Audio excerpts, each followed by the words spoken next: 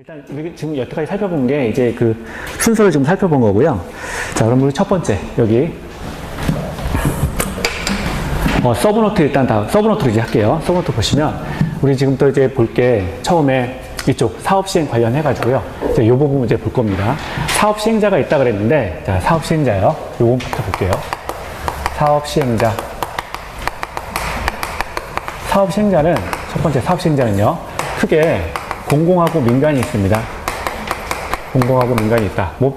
여기서는 크게 논점되거나 이런 건 없어요. 그래서 우리 그 도정법을 이제 시행하는데 누가 시행하는 거냐? 이제 그 문제죠. 그래서 공공은 국가 또는 지방자치단체, 그래서 지자체, 그리고 하나가 더 있어요.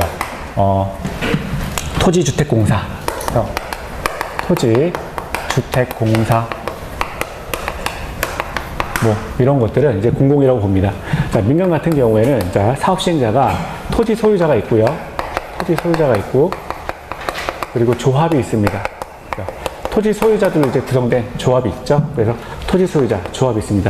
토지 소유자 같은 경우는 자기가 바로 이렇게 사업을 시행하는 건 아니고요. 시행자를 지정을 하죠. 시행자를 이제 선정을 하게 됩니다. 그래서 시행자를 따로 이제 선정을 해서 사업을 이제 시행하게 되죠. 자, 그리고 조합 같은 경우도 바로 이제 토지 소유자들이 모여서 바로 조합을 구성하는 게 아니라 조합추진위원회를 먼저 구성하게 돼요. 조합추진위원회를 구성하게 되고, 나중에 이제 조합을 구성하게 됩니다. 조합을 구성하게 된다. 그래서 우리가 살펴볼 거는 이제 사업 시행자가 크게 여기도 공공하고 민간이 있다. 민간은 토지 소유자 또는 조합이 사업 시행자가 된다. 이제 요 정도 보시면 돼요. 여기는 이제, 자, 여기 시행자, 여기 잘못 썼죠. 시공자죠. 시행자를 지금 하고 있으니까 시공자를 선정한다. 라고 하는 거고요. 자, 두 번째 살펴볼 거는, 그러면 우리 도정법에서 이제 그 도정법 이제 사업 대상 지역이 있죠. 그래서 두 번째는 이제 사업 대상, 정비구역의 사업 종류를 보도록 할게요. 이제 낙후된 주거 환경을 이제 고치겠다라고 해가지고 도정법이 이제 시행이 되는데, 사업의 종류가, 도정법에서 이제 정하고 있는 사업의 종류가 지금 3가지예요. 이제 전에는 이제 9가지였죠. 근데 다 없어지고 이제 3가지만 살아남았습니다. 첫 번째는 주거 환경 개선 사업이 있어요. 서브노트 보시면 돼요. 자, 주거 환경 개선 사업이 있고요. 두 번째는, 자, 재개발 사업이 있습니다. 재개발 사업. 그리고 세 번째는 재건축 사업이 있습니다. 재건축 사업. 이렇게 총 3가지를 도정법에 의해서 이제 시행하게 되죠. 그러면 이제 주거환경 개선 사업은 우리가 생각할 때 달동네라고 생각하시면 돼요. 달동네. 달하고 가까운 동네. 자, 그리고 재개발 사업은 이제 강북이라고 보시면 됩니다. 강북. 그리고 재건축 사업은 이제 강남. 이렇게 생각하시면 좀 편하세요. 자, 그러면 이제 대상 지역을 볼게요. 대상 지역. 도대체 어디를 대상으로 해서 이러한 그 사업들을 진행할 거냐라고 해서 대상 지역을 보는데요. 주거환경 개선 사업 달동네라고 그랬는데, 달동네의 특징이 있죠. 일단 저소득층입니다. 저소득층이 이제 살고 있고요. 그리고 정비 기반시설, 우리나라 거기 이제 달동네 같은 경우는 차 타고 올라가기 되게 어렵잖아요. 그래가지고 차 타고 올라갈 수가 없습니다. 도로가 되게 열악한데 그걸 우리가 정비 기반시설이라고 하죠. 그러니까 도로나 공원이나 하수나 이런 것들은 이제 정비 기반시설이 돼요. 그러니까 정비 기반시설이 극히 열악하죠. 극히 열악하다. 자, 그리고 한 가지 더 특징이 있어요. 노후 불량 주택은 어떻습니까? 노후 불량 건축물은 아주 밀집되어 있죠. 집들이 막 따다다닥 붙어 있습니다. 아주 밀집되어 있다. 그래서 기본적인 특징이 이거예요. 저소득층, 그리고 정비 기반시설은 도로가 아주 엉망, 극히 열악, 그리고 차 못 올라가요. 이렇게 달동네에 산이 이렇게 있으니까, 이 윗동네니까 차가 못 올라간다 라고 하는 거고요. 노후 불량 건축물은 밀집되어 있다. 그래서 저소득층, 극히 열악, 밀집, 이런 것들이 키워드예요. 이런 대상 지역이라면 주거환경 개선 사업을 시행해야 된다라고 하는 거고요. 재개발 사업은 강북이죠. 자, 강북 같은 경우는 일단 저소득층까지는 안 와요. 이건 아닌데, 그럼 도로나 이런 것들은 어떠냐? 이제 생긴 지 오래된 도시이기 때문에 정비 기반시설 같은 경우는 열악하다라고 하는 거예요. 이거 극히까지는 아니지만 열악하다라고 보는 거고요. 그리고 노후 불량 건축물은 어때요? 여기도 집들은 따닥따닥 붙어 있죠. 그래서 밀집되어 있다라고 하는 특징을 가지고 있습니다. 자, 열악하다, 그리고 밀집되어 있다라는 말이 나오면 이거는 재개발 사업 대상 지역입니다. 그리고 하나가 더 늘었어요. 하나가 더 늘었어요. 상업지역, 공업지역의 그 도시 기능을 회복하기 위해서, 자, 상업지역, 그리고 공업지역. 상업지역과 공업지역에서 도시 기능을 회복시키기 위해서, 자, 재개발 사업으로 이렇게 이쪽을 대상으로 해서 재개발 사업지를 지정할 수가 있습니다. 상업지역과 공업지역에서 도시 기능을 회복시키기 위해서 재개발 사업지구로 이렇게 지정할 수가 있다. 자, 상업지역과 공업지역도 재개발 사업 대상지가 된다라고 하는 거죠. 자, 우리 이제 재건축 사업, 강남인데요. 일단 여기도 당연히 저소득층은 없겠죠. 저소득층은 없고요. 정비 기반 시설은 어떤가요? 양호합니다. 양호. 이제 강남 같은 경우는 이제 주로 60년대 말 70년대 초에 이렇게 개발된 거잖아요. 그래서 도로 같은 경우는 이제 굉장히 그 정비 기반 시설, 도로는 굉장히 양호합니다. 양호한데 그래도 주택은 이제 한 40년 넘어갔으니까 노불량 건축물은 밀집돼 있다라고 보는 거죠. 밀집돼 있다. 그래서 키워드가 정비 기반 시설은 양호하다. 하지만 밀집돼 있다. 이런 특징을 가지고 있어요. 이런 지역은 재건축 사업 대상지다. 재건축 사업 대상지. 두 번째 살펴볼 거는요. 토지 등 소유자예요. 토지 등 소유자. 도대체 토지 등 소유자는 뭘 말하는 거냐? 조합원을 말합니다. 조합원. 조합원의 지위를 말해요. 조합원이 될 수 있는 자. 조합원의 지위. 자, 주거환경 개선 사업 같은 경우에는 해당 지역의 자, 토지 소유자, 그리고 건축물 소유자입니다. 건축물 소유자. 그리고 하나가 더 붙어요. 지상권자. 자, 지상권자. 그래서 토지 소유자이거나 건축물 소유자이거나 지상권자라면 주거환경 개선 사업에 있어서 조합원이 될 수 있다. 조합원이 될 수 있다. 재개발 사업 같은 경우도 똑같죠. 똑같습니다. 그래서 마찬가지로 써보면 토지 소유자, 건축물 소유자, 그리고 지상권자. 똑같습니다. 근데 달라지는 거는 이쪽에 재건축 사업이에요. 강남이라 그랬잖아요. 재건축 사업, 강남에 보면 이렇게 맨날 플랜카드 걸어놓고 하는데, 제가 이렇게 가끔 이렇게 성모병원, 강남 성모병원 그쪽 앞으로 가는데 막 재건축 막 대단해요. 거기는 막 플랜카드 걸어놓고. 그럼 보면은, 자, 이쪽에 이제 조합원이 되려면, 건축물 및 그 부속 토지 소유자예요.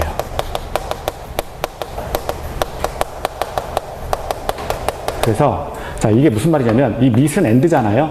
건축물도 가지고 있어야 되고 그거에 딸린 토지도 가지고 있어야 됩니다. 토지가 이렇게 있으면 토지 위에 자, 토지도 갖고 건축물도 갖고 이렇게 두 가지 요건을 다 충족하는 경우에 한해서 조합원이 될 수 있다라고 하는 거죠. 그래서 건축물 및 부속토지 소유자, 이게 밋이 중요한 거예요. 그리고 당연히 여기 지상권자는 없습니다. 건축물 및 부속토지 소유자가 이제 조합원이 될 수 있다. 조합원이 될 수 있다. 그러면 사업 시행 방식은 어떻게 할 거냐? 아이고, 자꾸 쫄아드네. 자, 사업 시행 방식. 자, 지금 이쪽에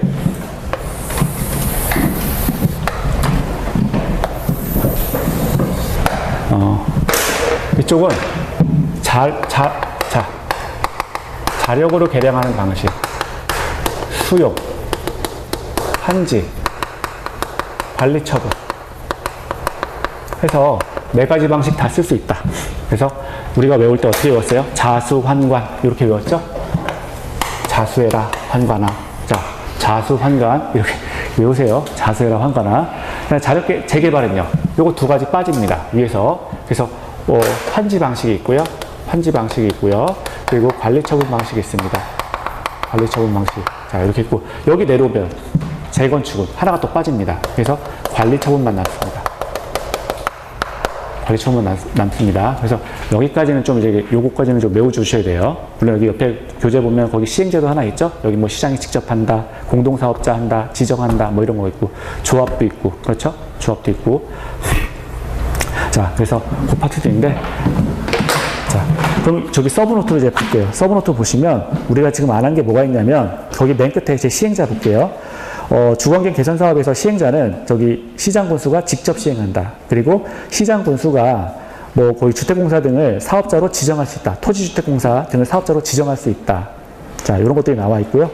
자, 밑에 보면 뭐 이게 근데 나눠서 외우시지 마시고요. 그냥 자력계량 수용 환지 관리처분 이게 요 방식이 쓸 수가 있는데 시행자는 이제 직접 하거나 또는 시행자를 지정하거나 아니면 그 맨 밑에 3번에서 보면 공동사업자로 지정할 수 있다. 이렇게만 기억하세요. 그래서 시장군수가 직접 하거나 시장군수가 사업자를 지정하거나 또는 시장군수가 공동사업자를 또 지정하거나 이렇게 외우시면 됩니다. 지정, 공동지정 또는 직접 이렇게만 외우시면 좋게요. 그리고 재개발 사업 가세요. 재개발 사업 가시면 자 거기 사업 시행자에서 조합 그리고 이번에 토지 등 소유자가 시행할 수 있다 이렇게 있죠. 그래서 이렇게만 외우세요. 토지 그러니까 조합이 되거나 또는 토지 등 소유자가 시행자가 될 수 있다 됐고요. 재건축 사업 가시면 밑에 1번 조합 또는 거기 2번에서 조합이 두 번째 줄 끝에 공동시행 조합 단독으로 하거나 조합이 다른 사업자와 공동시행 이렇게만 외우세요. 자 이렇게 외우시는데 하나 어떤 차이가 있으세요? 요거는 이제 나올 것 같은데, 나온다를 안 나오면 어떡하지? 재건축 사업에서는 토지 소유자가 없죠. 사업 시행자에서. 그렇잖아요? 예. 그래서 없어요. 그거 하나 적어 놓으세요. 재건축 사업에는 시행자의 토지 소유자가 없습니다. 자, 그거 하나 체크하시고요. 자, 넘어갈게요. 넘어가시면. 우리 이제 지난번에 봤던 건데, 아까 봤던 거고, 이제 지난번에 봤던 건데 한 번 더 볼게요. 정비구역의 해제, 이렇게 나와 있죠. 우리 교재에는, 여러분 갖고 계신 그 교재에는 요거, 사투리가 나와. 자, 87페이지, 88페이지의 내용이에요. 우리 지금 서브에 보고 있는 게 정비구역의 해제예요. 해제 보시면, 자, 아까 해제가 됐을 때 첫 번째 효과는 뭐였죠? 환원된다. 두 번째는 환원된 지역은 주거환경, 관리사업구역으로 지정 가능하다라고 했었어요. 그래서 환원 하나, 그 위 하나 써놓으시고요. 첫째, 주거환경 정비구역의 해제에서 해제 있잖아요. 근데 앞에 첫 번째 효과가 환원되는 거였어요. 공사 완료가 아니라면 환원된다. 그러니까 돌아간다는 거죠. 그리고 두 번째는 환원된 지역은 주거환경, 관리사업구역으로 지정이 가능하다. 그래서 해제 사유가 우리 크게 두 가지가 있습니다. 의무적 해제, 임의적 해제 이렇게 있어요. 지정권자가 자기 마음대로 해제하는 게 이제 그 임의적 해제죠. 자, 그럼 볼게요. 의무적 해제요. 아까 우리 의무적 해제 관련해 가지고 이렇게 그림 그렸었잖아요. 그 내용입니다. 그 내용 한 번 더 안 그려도 되겠죠? 네, 그래서 그 그림 이제 생각해 보시면 돼요. 그래서 1번 보면 자, 기본계획에서 정한 정비계획 구역. 그러니까 우리가 배울 거는 정비구역 지정 예정일로부터 3년이 되는 날까지 정비구역을 고시하지 않은 경우, 이런 경우 의무적으로 해제하여야 한다. 자, 두 번째 기억 볼게요. 자, 정비구역 지정 고시일로부터 또 2년 내 조합설립 추진위원회 승인 신청을 하지 않는 경우. 그러니까 조합 추진위원회가 나오면은 양쪽으로 2년이었죠? 2년이에요. 조합 추진위원회가 나오면 2년입니다. 그래서 2년 내 조합 추진위원회 승인 신청하지 않은 경우, 추진위원회가 승인 신청일로부터, 그러니까 추진위원회 나오면 무조건 2년이잖아요. 2년 이내에 조합 설립 승인 인가 신청하지 않은 경우. 자, 디귿이요. 조합이 인가받은 후 3년 내 사업 인가 신청하지 않은 경우. 그래서 조합 설립 다음에는 3년짜리였잖아요. 자, 기억나시죠? 자, 그래서 요거 다 외우시고요. 그거 말고 이제 맨 위에 3년짜리도 하나 있었고 5년짜리도 하나 있었어요. 자, 그거 그림 보시면 되고. 두 번째, 임의적 해제가 있어요. 임의적 해제는 지정권자가 직권으로 해제버리겠다라고 하는 거죠. 그래서 요거는 뭐 토지 소유자에게 과도한 부담이 발생하는 경우 정비구역을 해제할 수 있다. 정비구역을 지정했는데 그 지역에 해당하는 토지 소유자가 그 지역을 이제 소유하고 있던 토지 소유자가 있는데 정비구역을 지정하게 됨으로써 재산권에 크나큰 침해를 받았다는 거예요. 이런 경우에는 지정권자가 직권으로 해제해버릴 수가 있습니다. 해제해버릴 수 있다. 그렇죠. 직권으로 해제 가능하다. 임의적 해제에 들어가는 거고요. 자, 그리고 정비구역을 지정했다고 하더라도 목적을 달성하지 못해요. 도시를 개발하고자 정비구역을 지정했는데 목적 달성이 안 됩니다. 그러면은 굳이 정비구역을 지정해서 토지 소유주한테 피해를 줄 필요도 없겠죠. 따라서 이런 경우는 목적 달성이 안 되면 해제할 수 있다. 자, 그리고 안전진단 실시 오른쪽에 가세요. 이건 그 갖고 계신 교재 84페이지에 있습니다. 84페이지. 아까 우리 했던 거예요. 자, 84페이지. 지금 정비구역 관련해 가지고 정비계획 지금 자, 안전진단 실시가 나왔는데요. 자, 볼게요. 시장군수가 재건축 사업 정비계획 위반을 위해서 실시한다. 정비계획 위반을 위해서 실시한다. 재건축 사업에 있어서 자, 정비계획 위반을 위해서 안전진단을 실시한다라고 하는 소리고요. 첫 번째 보면 위반권자가 우리 봤었죠. 정비계획의 수립 시기가 도래한 때 위반권자는 직접 안전진단을 실시하여야 한다. 그거 봤었고요. 두 번째, 토지 등 소유자가 지금 요청하는 경우에도 안전진단을 실시하여야 된다라고 하는 건데 정비구역이 아닌 구역에서 자, 이게 지금 포인트였죠.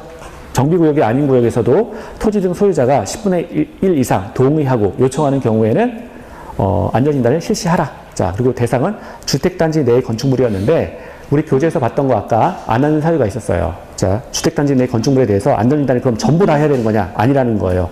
붕괴됐다. 그러면 철거해야 되는 거니까 안전진단 필요 없다. 두 번째, 사용금지. 자, 사용금지가 필요하다고 시장군수가 인정하는 겁니다. 이게 사용금지는 사용금지가 필요하다고 시장군수가 인정하는 건축물에 대해서는 안전진단을 실시하지 아니할 수 있다. 그런 얘기고요. 자, 세 번째, 그 옆에 보면 잔여건축물 있죠.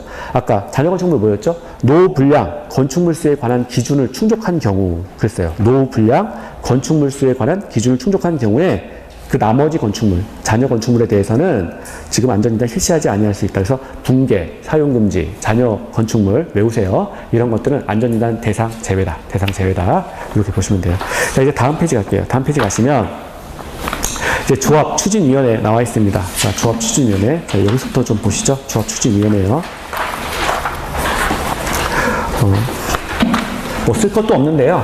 네, 그냥 한번 써보겠습니다. 자.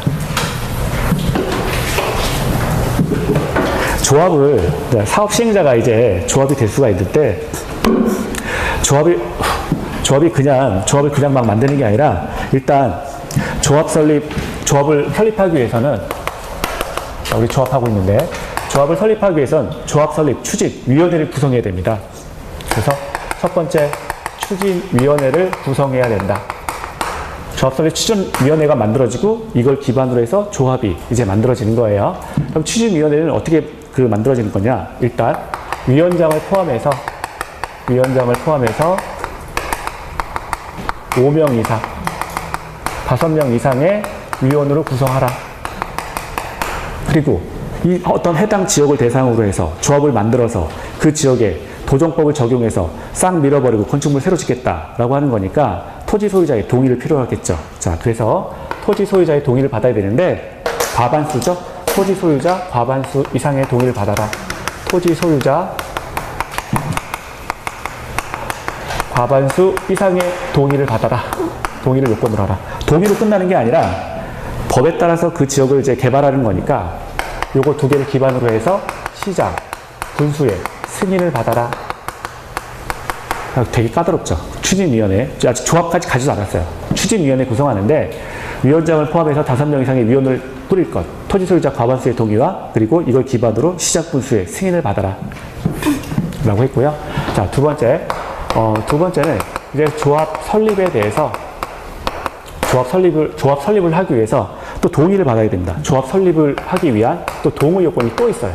자, 추진위원회로 끝나는 게 아니라 그래서 조합을 바로 만드는 것도 아니고 조합 설립 자체에 대해서 또 동의를 받아야 됩니다. 요거는 이제 사업이 이제 두 가지가 있어요.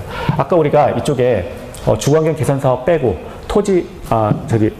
주거환경 개선 사업 빼고 재개발 사업 있었고요. 재개발 사업이 있었고 그리고 재건축 사업이 있었죠. 재개발 사업, 재건축 사업 이렇게 두 가지로 나눌 수가 있습니다. 자, 그래서 이렇게 두 가지로 나눠 보셔야 돼요. 재개발 사업 같은 경우에는 자, 지금 재개발 사업 같은 경우에는 토지 소유자의 이제 동의를 받아야 되는데 토지 소유자 총수의 얼마인가요? 그렇죠. 4분의 3 그리고 토지 전체 면적의 얼마예요? 그렇죠. 2분의 1 이상의 둘 다 이상이죠. 총수 4분의 3 그리고 면적 2분의 1 이상의 동의를 받아라. 합격이세요. 네.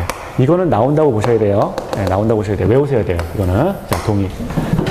자, 동의를 받아라. 그래서 요거 외울 때 4, 3, 2, 1 이렇게 되는 거죠. 4, 3, 2, 1. 그리고 재건축 사업 같은 경우에는 다시 또 두 가지로 나눌 수가 있어요. 무슨 말이냐? 자, 주택 단지 내에서 지금 재개발은 아니고 재건축. 자, 주택 단지 내에서 재건축 사업을 시행하는 경우가 있고요.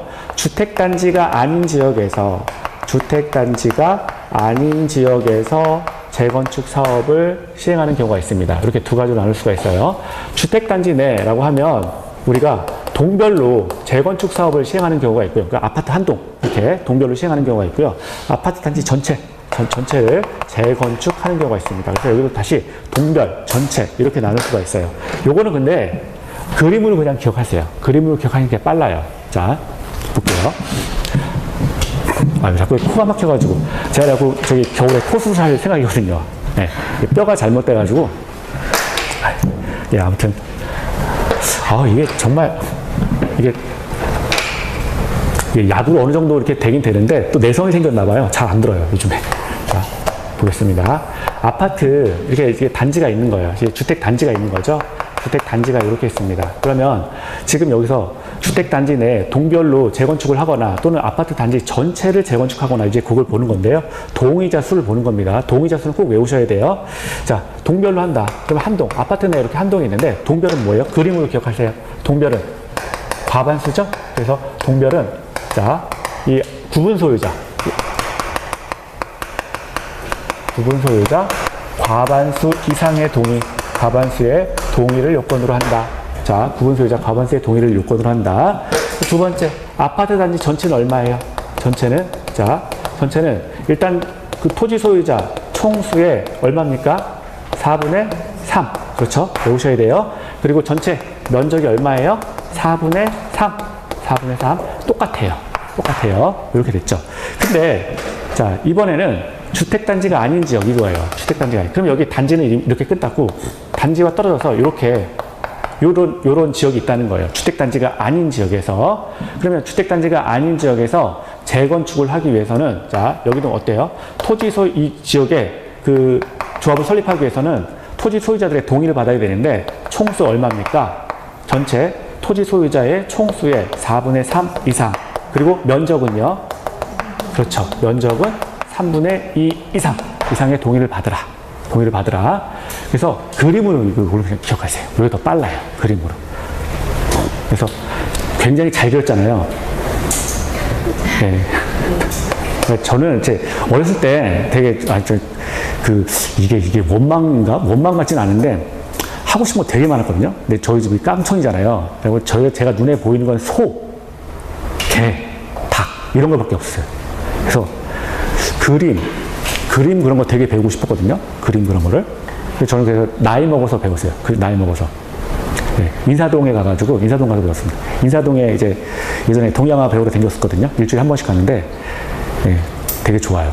가면. 네, 그래서 이제 피아노 이런 것도 되게 배우고 싶었는데 뭐 학교에 가면 그 풍금 뭐 그런 것밖에 없었잖아요. 근데 문자구구 다니잖아요. 학교를 왜 애들 쓰게 해줘야 되는데 망가진다고. 그래가지고 피아노 하나 샀어요. 제가 샀어요. 근데 그거 배워야 되는데 그러니까 전자피아노 하나 샀는데 그거 이제 할 시간은 없더라고요. 그냥 사놓고 그냥 거기다 그냥 빨래 쌓아놓고 있습니다. 그런 용도로 쓰고 있고요. 요거 그림으로 이제 기억을 하세요. 자, 그래서 여기 그 서브노트 볼게요. 서브노트 보시면 서브노트를 이제 이 책이 앞에까지는 그냥 개인적인 생각에 좋아요. 앞에까지는 좋은데 여기 이 도전 보고 오면서 조금 급하게 쓰신 것 같아요. 급하게. 그래갖고 정리가 이렇게 좀 너무 다 들어가 있어가지고, 네. 요 정도만 사실 외우시면 충분합니다. 우리 6개 가운데 3개만 외우는 거잖아요. 이거 외우시면 4개 이상 맞으십니다. 그러니까 목표 달성하는 거예요. 자, 거기 27페이지 볼게요. 조합 설립 추진위원회. 자, 구성을 볼게요. 정비구역 지정고시 후 토지 등 소유자 과반수의 동의를 얻어서 추진위원회를 구성한다. 이때 위원장을 포함한다 그랬죠? 5명 이상 외우시고요. 우리 아까 도계법은 몇 명이에요? 조합 설립할 때 7명 이상 정관 작성한다고 그랬었죠? 그런 차이도 있어요. 그러니까 이게 과연 도계법에서 물어보면 7명, 도정법에서 물어보면 5명 이렇게 되는 거죠. 자, 그리고 업무를 볼게요. 업무도 뭐 잘 안 나오는데 그냥 조합 설립 추진위원회 보면은 거기 뭐 설계자의 선정 변경 뭐 이런 것들 하고요. 거기 오타가 혹시 있어서 거기 6번 보면 토지 등 소유자 동의서 장구가 아니라 진구예요. 진구. 동의서 도장 받으러 댕긴다 이거예요. 진구. 동의서 받으러 댕기는 겁니다. 자, 그리고 오른쪽에 가시면 조합의 설립인가가 있어요. 조합의 설립인가. 주택 재개발 사업. 혹시 오타가 있어서 그 옆에 도시환경 정비 사업 나와 있으면 그건 지워버리시고요. 자, 주택 재개발 사업. 자, 재개발 사업인데 요거 아까 우리 토지 소유자 요거죠? 재개발 사업. 총수의 4분의 4 그리고 면적 2분의 1 이상의 동의를 받아라. 밑에 보시면 주택 재건축 사업 있죠. 자, 주택단지 안 그리고 주택단지가 아닌 지역 이렇게 나눌 수가 있는데요.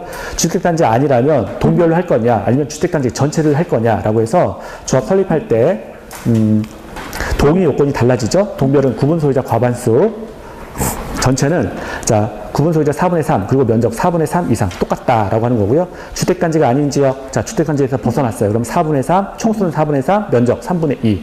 이것도 나중에 면적이 먼저일까, 총수가 먼저일까, 이거 또 헷갈리시면 안 돼요. 총수가 먼저 나온 겁니다, 이거. 자, 그리고 밑에 경미한 변경에 대해서는 동의받을 필요 없다. 자, 그리고 이때는 신고하는 것으로 족하다. 신고하는 것으로 족하다. 자, 조합 임원, 대의원의 변경은 신고사항이다. 자, 조합원 권리 이전 시 교체. 자, 조합원의 권리를 이전할 때 뭐 교체, 신규 가입 이런 것도 신고사항이다. 그리고 정비구역 또는 정비구역 계획 변경에 따른 변경. 자, 이런 것들은 신고사항인데 단 10%가 넘어가면 10% 이상이라면 이거는 신고사항 아니다. 허가받아라 라고 하는 거예요. 이거 허가사항으로 바뀌게 됩니다. 그래서 신고사항 아니다 라고 하는 것이고요. 하나 더 추가하자면 자, 우리 뭐 했죠? 조합에 대해서 조합의 세 번째 이거죠. 조합에 대해서 지금 조합 설립 등기. 자, 조합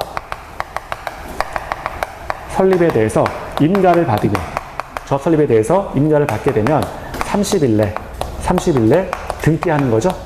자, 이런 요건이 있어요. 조합 설립 인가를 받게 되면 30일 내 등기하시오. 등기합니다. 등기해야 돼야 완전한 이제 그 권리 능력을 갖고 있는 그 단체가 되는 거죠. 조합 설립 인가를 받는 날로부터 30일 내 등기하라. 요거 하나만 더 추가하시고요.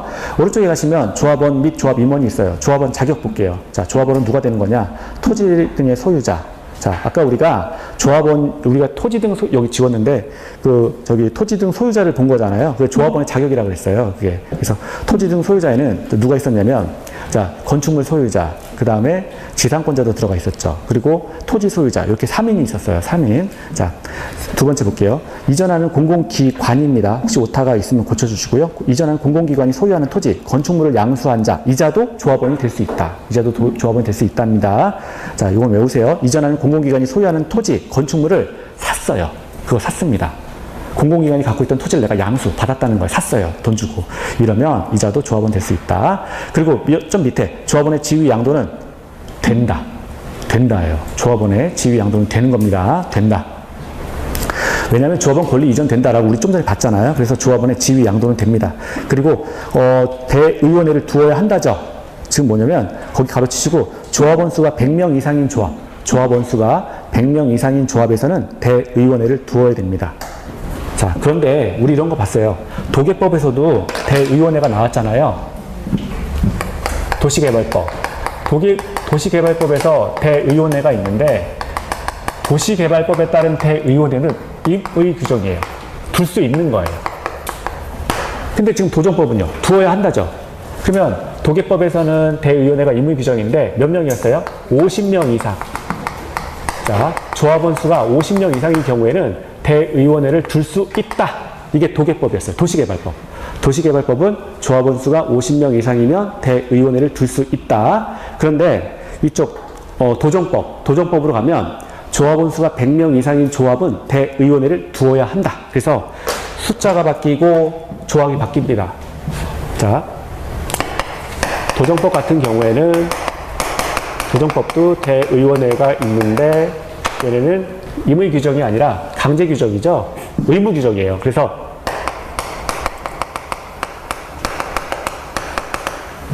자, 100명 이상인 경우에는 대의원회를 두어야 한다라고 했습니다. 두어야 한다. 두어야 한다. 강제 규정이에요.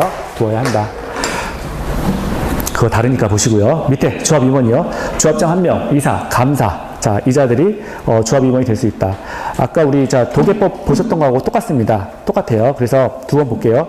조합 임원 관련해서는 도계법하고 똑같아요. 보시면 조합장 또는 이사의 자기를 위한 조합과의 계약이나 소송에 관해서는 감사가 조합을 대표한다. 아까 이런 문제 나왔죠. 도계법 할 때. 그렇죠. 똑같습니다. 감사가 조합을 대표합니다.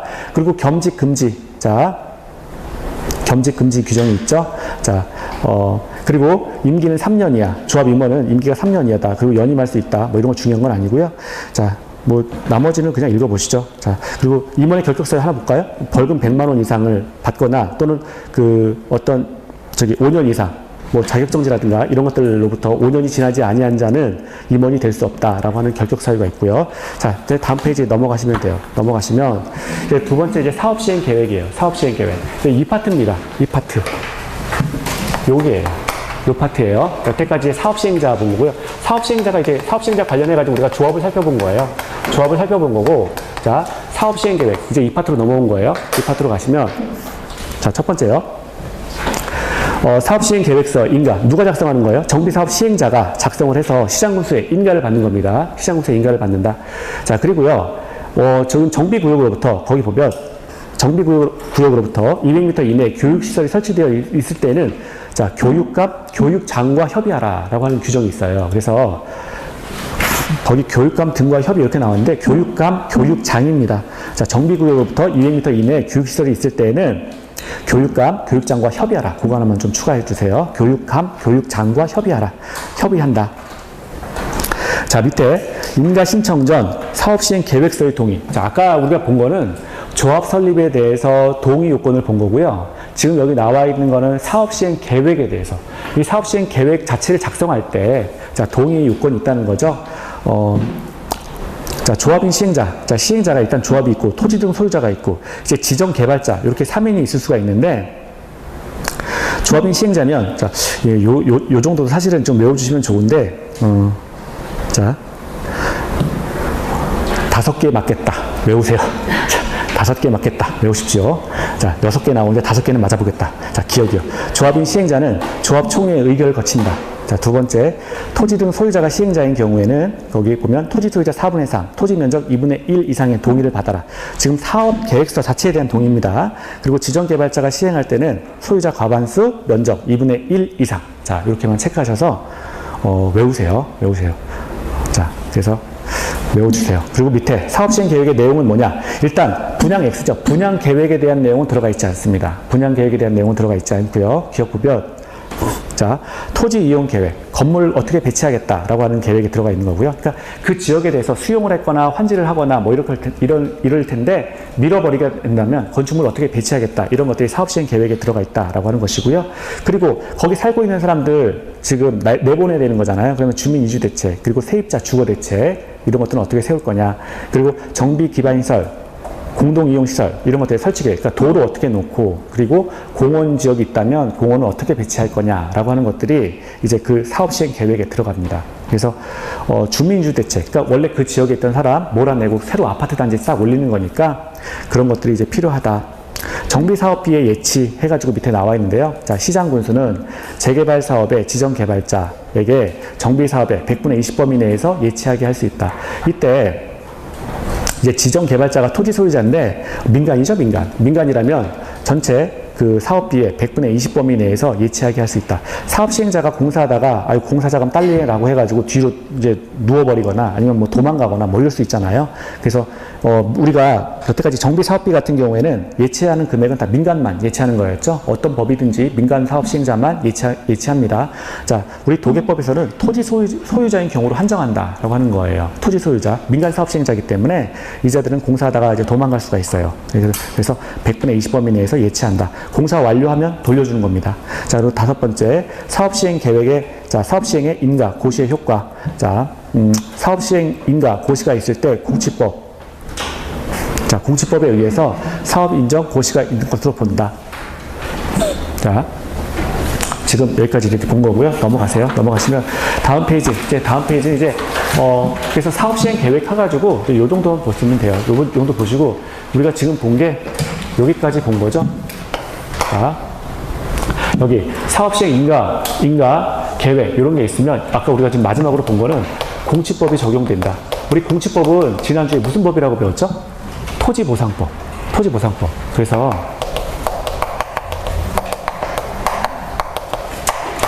자, 그러면 이게 잘 보세요. 사업 시행 인가 고시라고 하는 게, 자, 인가라고 하는 게 아파트를 어디에 짓겠습니다. 그러니까 개발 지역에 이렇게 있으면 이 지역에는 아파트를 짓겠습니다. 뭐 이런 것들이잖아요. 그리고 도로를 몇 차선으로 건설하겠습니다. 뭐 이런 것들이에요. 그러면 해당 지역에 살고 있던 사람들, 이 사람들에 대해서 이 사람 내보내야 여기 아파트 지을 거잖아요. 그러니까 내보내려면 보상해주고 쫓아내릴 거잖아요. 그러니까 이 지역을 수용하거나 뭐 환지하거나 뭐 이런 방식일 텐데 이 지역에 사는 사람들 내보내려면 당연히 보상해주고 내보내는 거죠. 그래서 사업시행 인가 고시를 하게 되면 자, 공시법이 적용된 것으로 적용된다. 토지보상법이 적용된다. 보상하고 내보내라 이런 얘기가 되는 거죠. 자, 그리고 밑에 내려가시면 이제 그래서 계획적인 거예요. 사업시행 계획 인가 고시를 하고 그다음에 분양 통지하고 아파트 나중에 이렇게 지을 겁니다라고 해서 분양 통지하고 공고를 합니다. 그리고 사업 시행자가 토지 소유자에게 그리고 나중에 이제 분양 신청을 받는다는 거죠. 집 짓기 전에 자 분양 신청 먼저 받는 거예요. 분양 신청하고 그다음에 여기 이제 지워졌는데 아까 요 다음 단계가 뭐였어요? 분양 신청한 다음에 관리처분 계획 인가 고시였죠. 관리처분 계획 인가 고시였습니다. 이제 관리처분 인가 계획 고시다라고 하는 거는 지금 갑에게 몇 동 몇 호를 준다, 몇 동 몇 호를 분양한다, 이런 얘기였죠. 갑에게 몇 동 몇 호를 분양한다 라고 하는 게 관리처분 계획 인가 고시의 내용이에요. 지금부터 하는 거는 이 관리처분 계획 인가 고시입니다. 거기 보면 누구에게 분양할 것인가, 이른바 분양 문제예요. 분양 문제. 자, 그래서 거기 관리처분 계획에 보시면, 자, 사업의 시행으로 조성된, 거기 뭐 밑에 바로 분양 신청 가시면, 자, 통지한 날로부터, 자, 이거 보시면 분양, 뭐 그냥 뭐 쓸 것도 없는데요. 자, 일단 이 관리처분 계획, 여기, 아까 여기 분양 신청, 토지 소유자가 사업 시행자에게 이제 분양 신청을 하는 거고요. 그리고 그 분양 신청을 받아서 이제 분양한다라고 하는 게 관리처분 계획에 대한 인가 고시가 됩니다. 그래서 요거 두 가지를 묶어보면요, 이 두 가지에 관한 사항이 나와 있는 거예요. 자, 여기 분양 신청부터 볼게요. 분양 신청 나왔으니까. 자, 분양 신청 기간. 통지한 날로부터 30일 이상, 60일 이내로 분양 신청 기간이 있다. 그리고 저기 분양 신청을 보시면, 자, 대지 또는 건축물의 분양을 받고자 하는 토지 등의 소유자가 시행자에게 분양 신청한다. 여기입니다. 지금 여기 보고 있는 거예요. 분양 신청한다. 자, 토지 소유자가 사업 시행자에게 분양 신청한다라고 하는 것이고요. 그러면 여기서 이 관리처분 계획이, 그 다음에 분양하는 게 이제 관리처분 계획인데, 원래 이 지역에, 여기 지역에 살고 있다가, 나 분양 안 받을래 라고 해서 그냥 원래 살고 있다가 그냥 나가는 사람들이 있을 거예요. 나가는 사람들. 그리고 분양 신청을 처음에 신청을 했다가 철회한 자가 있어요. 철회한 자. 그래서 분양을 신청했다가 철회한 자, 또는 분양에 대해서 분양을 받지 않겠다라고 하는 자들 있죠. 철회하거나 또는 분양 신청할 수 없는 자, 원래 이 지역에 살았었는데, 자, 처음에 분양 신청했다가, 나 분양 안 받을래, 그냥 나 돈 받고 나가겠습니다 라고 해서 분양을 철회하는 자들 있을 수가 있고요. 그리고 분양 신청을 처음부터 할 수 없는 자가 있어요. 할 수 없는 자가 있고요. 자, 뭐 이런 자들이 있는데, 그리고 분양 대상에서 제외된 자도 있고요. 그리고 아예 분양 신청을 하지도 않은 자들이 있어요. 이렇게 한 4종류가 돼요. 분양 관련해가지고 그냥 나가겠습니다 라고 하는 자가 이렇게 4명 있는 거죠. 분양 신청을 철회한 자, 신청했다가 철회한 자, 나 아파트 안 받을래, 나 그냥 나갈래, 돈 줘 라고 하는 자. 그리고 분양 신청을 처음부터 특정한 조건 때문에 할 수 없는 자가 있어요. 할 수 없는 자. 그리고 분양에서 제외된 자도 있고요. 그리고 분양 신청을 아예 처음부터 하지 않은 자 해서 이렇게 한 4개 정도가 있는데, 4명 정도가 있죠, 종류가. 이런 자들에 대해서는 지금 관리처분 계획에 대해서 인가 고시를 하게 되면서 요거 다음에 지금 보상을 해줘야 돼요. 보상. 그런 문제가 나와 있어요. 그래서 밑에 거기 3번에 보면 분양 신청을 하지 않은 자가 있죠. 그 밑에 보면 1번에 손실보상 협의를 해야 된다 그랬는데, 자, 분양 신청을 하지 않은 자, 분양 신청을 철회한 자, 분양 대상에서 제외된 자, 그리고 하나 더 추가하면 분양 신청을 할 수 없는 자가 있어요. 분양 신청을 할 수 없는 자. 거기 리을 하시고, 자, 여기 리을 하세요. 리을 하시고, 분양 신청을 할 수 없는 자가 있습니다. 이 자들 같은 경우에는 지금 이제 관리처분 계획은 이제 분양해 주는 건데, 이런 자들에 대해서는 분양이 안 되는 거니까 보상해 줘야 되겠죠. 그래서 관리처분 계획 인가 고시, 뭐 갑한테는 아파트 몇 동 몇 호, 을한테는 몇 동 몇 호, 이런 거 다 해준 다음에 관리처분 계획 인가 고시가 있고 90일 내에 손실보상 협의에 들어가야 됩니다. 손실보상 협의에 들어간다.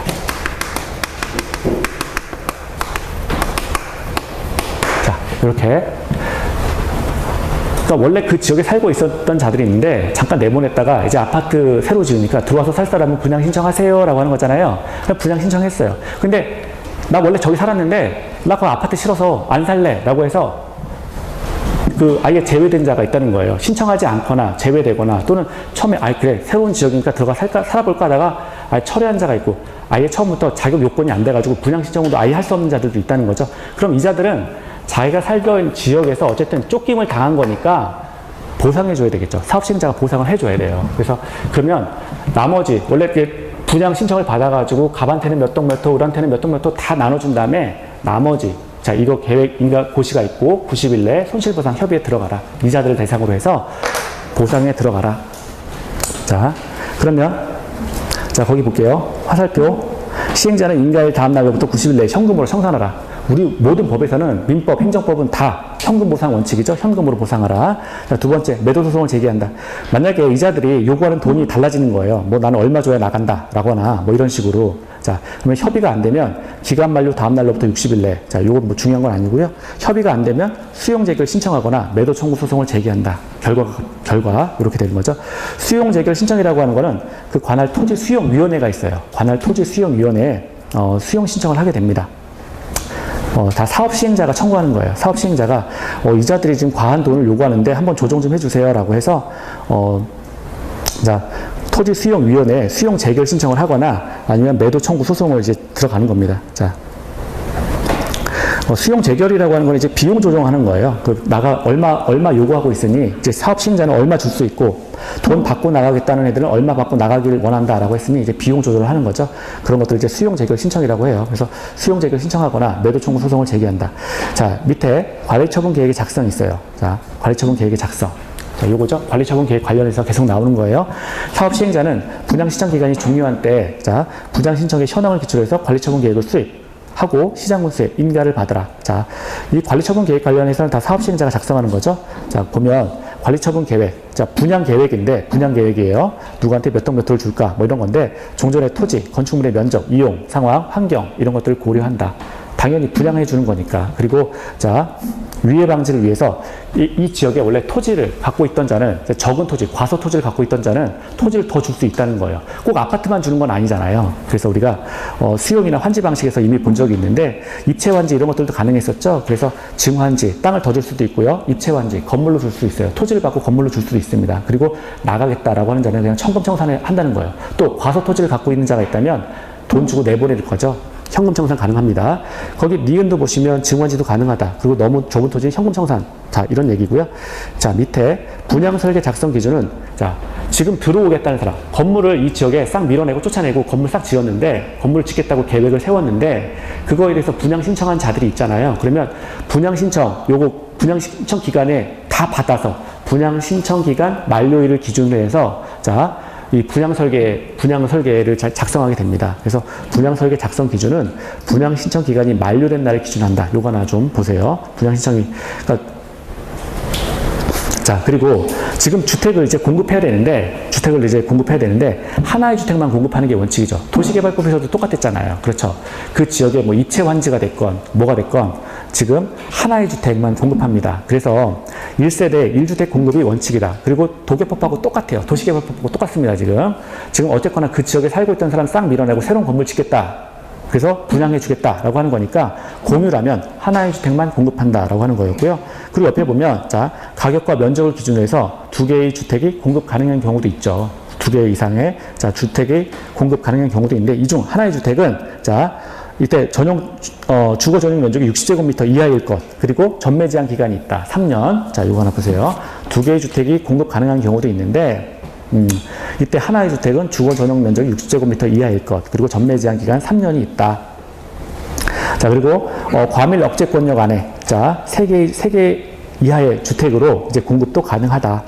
밑에 4번 요거 하나 보세요. 도계법하고 똑같습니다. 토지 등 소유자에게 그 원래 갖고 있던 수만큼, 원래 이쪽 지역, 철거되는 지역에서 갖고 있던 주택의 수만큼 공급해주는 경우도 있다는 거죠. 4번 요거를 외우세요. 도계법하고 똑같습니다. 과밀 억제권역 밖, 자, 과밀 억제권역이 아닌 지역이죠. 이런 지역 밖에 주택 재건축 사업의 토지 소유자, 자, 이런 경우라면 갖고 있던 주택의 수만큼 주택을 공급해준다. 국가 지자체 주택공사도 마찬가지고요. 근로자 숙소, 기숙사 숙소 똑같죠. 도계법하고. 그리고 공공기관이 그 소유한 주택을 양수한 자, 자, 이 자들도 지금 갖고 있던 주택의 수만큼 공급을 받을 수 있다. 자, 그래서 1, 2, 3, 4번. 자, 요거 다 보시고요. 자, 밑에 볼게요. 자, 시장군수의 인가가 있는데요. 시장군수는 자, 시행자의 관리처분 계획 인가 신청. 자, 지금 관리처분 계획이라고 하는 게 관리처분 계획 인가라고 하는 게 시행자가 시장군수에게 신청하는 거잖아요. 그러면 자, 30일 내에 응답해줘라 라고 하는 거죠. 시장군수는 시행자의 관리처분 계획 인가 신청이 있는 날로부터 30일 내에 인가 여부를 결정해서 시행자에게 통보하라. 자, 그리고 인가 고시를 하게 되면 이 다음부터 어떻게 돼요? 관리처분 계획의 인가 고시가 끝나게 되면 이제 계획은 다 끝났다는 거예요. 분양 계획까지 다 끝났다. 그러니까 여기까지는 계획인 거예요. 여기까지는 이제 계획 단계인 거예요. 계획. 이건 분양 계획이니까. 관리처분 계획은 이제 분양 계획인 거죠. 이게 분양 계획이에요. 분양 계획 끝났어요. 그러면 일단 움직여야죠. 그 다음에 분양 계획까지 다 끝났다면 이 다음 단계가 뭐였냐면 철거였죠. 철거한다. 철거로 이제 넘어가게 되고요. 철거한 다음에 싹 밀어버리는 거예요. 싹 밀어버리고 나서 공사 착공하고 공사 완료합니다. 공사 착공 그리고 공사 완료 자 이런 단계로 지나가게 되고요. 그리고 건물 지었어요. 공사 착공하고 공사 완료했습니다. 뭐 기반시설 도로도 새로 놓고 건축물도 새로 놓고 이렇게 자 공사 완료 끝났으면 안전한지에 대해서 준공 검사 들어가는 거죠. 준공 들어가고 준공 다음에 토지를 이제 주택에 대해서 이 부분에서 이제 주택을 공급하는 거예요. 여기서 주택을 공급하게 되고요. 주택을 공급하면 소유권 이전해 줘야 되겠죠. 자 그래서 준공 끝나고 소유권 이전 고시합니다. 집 넘겨줄게요 라고 해서 알려주는 거예요. 소유권 이전 고시하고 그 다음에 소유권 이전해 줍니다. 소유권 이전해 주는데 최종적인 소유권 이전은 뭐예요? 등기라는 거죠. 자 등기를 통해서 완전하게 소유권 이전해 준다. 자 그런 과정이에요. 그래서 자 인가고시 즉 인가고시라고 하는 거는 관리처분 계획 인가고시를 말하는 거예요. 29페이지 하단에 자 건축물을 철거할 수 있다. 그리고 사용수익의 정지했는데 자 종전의 토지 건축물의 소유자 지상권자 전세권자 임차권자 등 권리자 그러니까 이 여기서 관리처분 계획에 아직까지는 그냥 머릿속에만 있는 계획인데 이 지금 이 땅에 대해서 지금 도정법이 이제 적용되는 지역인데 이 지역에 대해서 일정한 권리관계를 갖고 있던 자 토지나 건축물의 소유자, 지상권자, 전세권자, 임차권자 이런 자들은 자 이전의 고시가 있는 날까지 종전 토지나 자 건축물에 대해서 이를 사용하거나 수익할 수 없다. 이전의 고시가 있는 날까지 자 그래서 고시가 있으면 이제 사용하지 못한다. 사용 수익이 정지된다. 이런 얘기고요. 자, 넘어가세요. 넘어가시면 이제 그래서 일단 관리처분 계획 인가 고시가 있으면 종전의 소유자는 사용하지 못한다라고 하는 것이고요. 철거 들어갑니다. 바로 철거 들어가고 공사 착공 공사 완료하고 준공 검사하고 그다음에 주택 공급 2단계로 가는 거예요. 그러면 공사 완료에 따른 조치 볼게요. 사업 시행자는 정비 사업으로 시행된 건축물을 관리처분 계획에 따라 토지 등 소유자에게 공급해야 된다.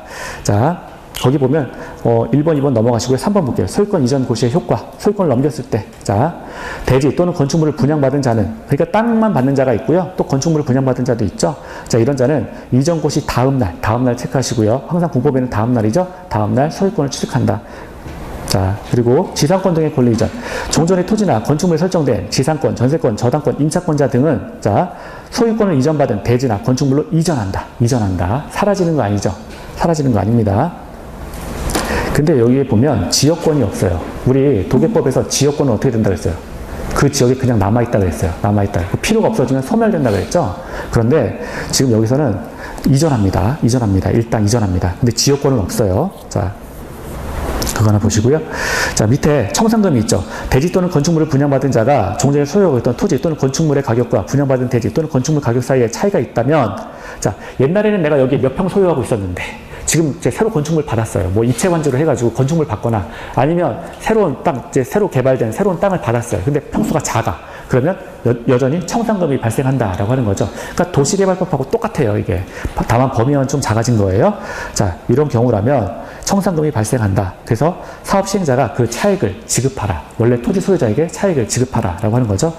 자, 그리고 차익을 지급하는데 분할 징수. 또 지급도 가능하다. 소멸시효는 소유권 이전 고시일 다음 날부터 5년간. 그러니까 이 토지 소유자는 사업 시행자한테 돈을 달라고 요구할 수 있는 기간이 있는데 그게 5년이라는 거예요. 그러니까 5년 내에 돈 받아가라. 이런 얘기죠. 그리고 물상 대위 가능하다. 자, 저당권을 설정한 권리자가 있는데 자, 토지 또는 건축물의 소유자가 지급받은 청산금에 대해서 청산금을 지급하기 전에 압류 절차를 거쳐서 저당권을 행사할 수 있다. 지금 무슨 말이냐면 이 물상 대위라고 하는 거는 원래 여기 지금 이 도시 지역 안에 일부분은 지금 이 지역이 도정법이 적용되는 지역이었잖아요. 근데 이게 새로 이렇게 예쁜 토지로 이렇게 이제 완성이 된다는 거잖아요. 완성이 되는데 요 전에 요만큼의 토지를 누가 갖고 있었냐면 여기 만약에 요만큼의 토지를 A라는 사람이 딱 갖고 있었어요. 근데 A가 돈이 급전이 필요하니까 지금 B한테 가가지고 돈을 빌린 거예요. 그럼 B가 그냥 얘 얼굴 보고 빌려줘요? 아니죠. B가 이제 채권자가 된 거예요. A한테 돈 빌려주는데 돈 빌려주니까 얘 채권자가 되는 거죠.